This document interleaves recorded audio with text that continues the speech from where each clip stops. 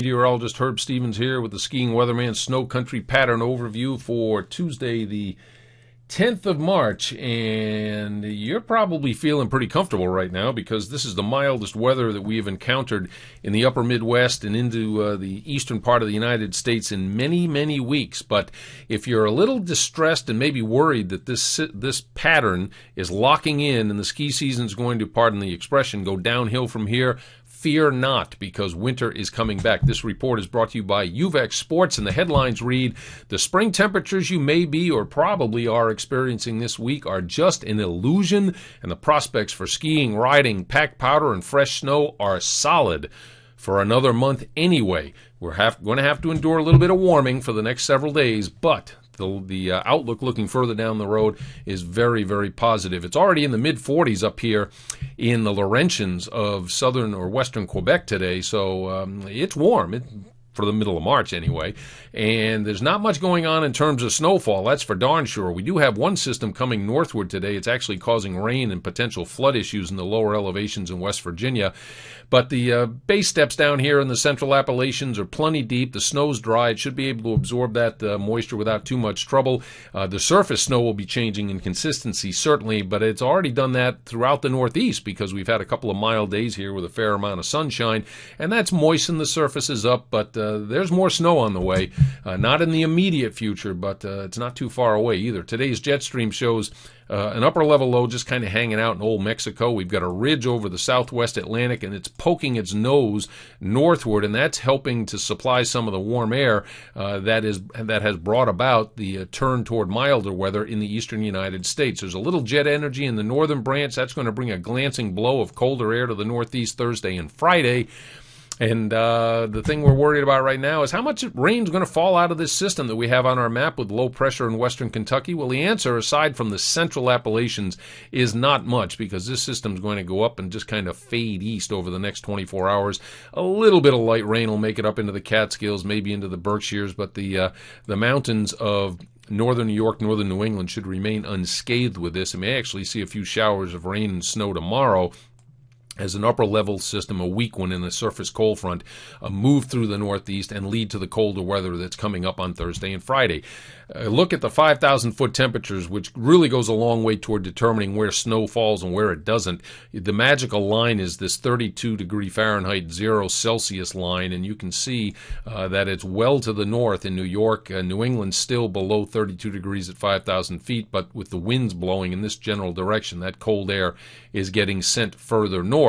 We go ahead to 1 o'clock tomorrow, though, and notice that the colder air will have filtered back into the northern Great Lakes, and that'll slow down the melt there, and it'll be pressing into the Northeast, so that by Thursday afternoon, with high pressure to the north, a pretty brisk wind will be blowing from the north on Thursday in the mountains of the Northeast, but a pretty good cold shot's coming back as well. So you'll have to pay attention to what trails you pick early Thursday morning. Stay on the ones that are sunny, and I think you'll find softer snow because it's going to take a while for the sun to work its magic on the snow that's going to stiffen up quite a bit Wednesday night with the arrival of this colder air mass.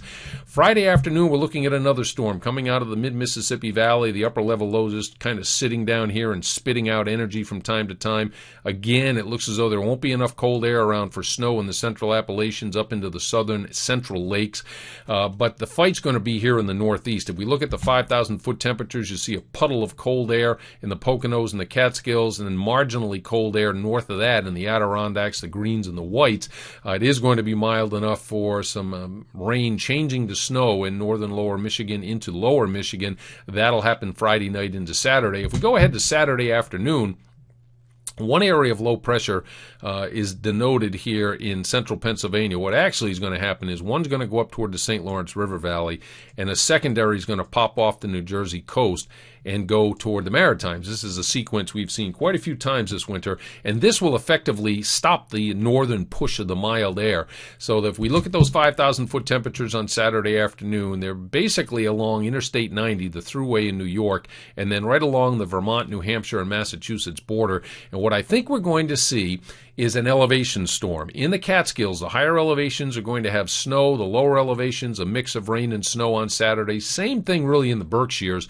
But right now, I think the cold air is going to hang in long enough so that north of Interstate 90, in the greens, in the whites, and up in Maine, this is going to be a snow event, albeit a rather moist snow, but it sure beats the alternative. So if you're skiing or riding up in northern New England, northern New York this weekend, take the gear, take the outerwear that can withstand a little bit of moisture, because the snow is going to be moisture laden. Notice the cold air is coming back to the upper Midwest, and this is going to spin into the east on Sunday. Sunday morning, you notice the 5,000-foot temperatures are plenty cold, and there will be an upper level low over this part of the country as well. So snow showers are going to be quite numerous and probably accumulate a little bit in the mountains of New York and New England coming up on Sunday. 7-day snow totals from the U.S. model. Notice the highest amounts are kind of spiked along the greens and in the mountains of western New Hampshire up into the whites. This denotes to me an elevation storm, and I think that's what's going to happen. Higher elevations of the Catskills should make out okay, but man, it's going to be close with that 32-degree line and the rain versus snow. The 7-day Canadian snowfall has pretty much the same breakdown, but they really blow up the surface low and shove a lot of snow into Boston. I'm a little skeptical of this happening, but I can see New Hampshire into parts of Vermont and certainly Maine getting tagged with pretty good snow with this thing later in the weekend. 7 days down the road, according to the Canadian ensembles, this is when the big change is going to start, away from the mild pattern we are in this week, as an upper level trough is going to start to dig into the eastern half of the country while a ridge builds out west. We still have a trough here in Mexico. This spits out energy. Upper level disturbances, Alberta clippers come along in the northwesterly flow, and every time that happens, if the two phase up, we have the possibility of a substantial storm along the coast. I wouldn't be surprised to see one of those in the northeast next Tuesday into Wednesday. 10 days down the road, the trough expands to the west, so the cold air is going to envelop the northern lakes as well. It's going to make it down into the central and southern Appalachians. The ridge is going to get stronger on the west coast, and all this does is bode very well for an extension of the season in the east and in the Midwest into the month of April. 15 days down the road, same configuration, trough in the east, ridge in the west. It's a positive PNA, a negative EPO, all these meteorological gobbledygook names for things that add up to good skiing and riding in the upper Midwest and in the east, and I am bullish on this season right into the middle of April. So let's take a look at the summary. This mild week is going to turn colder in the northeast Thursday and Friday. It's going to take until the weekend for that cold air to make it to the central Appalachians, however. The upper Midwest is going to go back and forth a little bit before the cold air settles in next week. A messy elevation storm is coming this weekend to the northeast. Generally speaking, north of Interstate 90, and especially at higher elevations, it will be snow. It'll be turning colder in the central and southern Apps, as I mentioned, and then next week, the colder than normal pattern is coming back, and it's going to hang around right into mid-April. I'm Herb Stevens, the Skiing Weatherman, with the SnoCountry Skiing Weatherman Report, brought to you by UVEX Sports. Enjoy your sliding. We'll talk to you next week.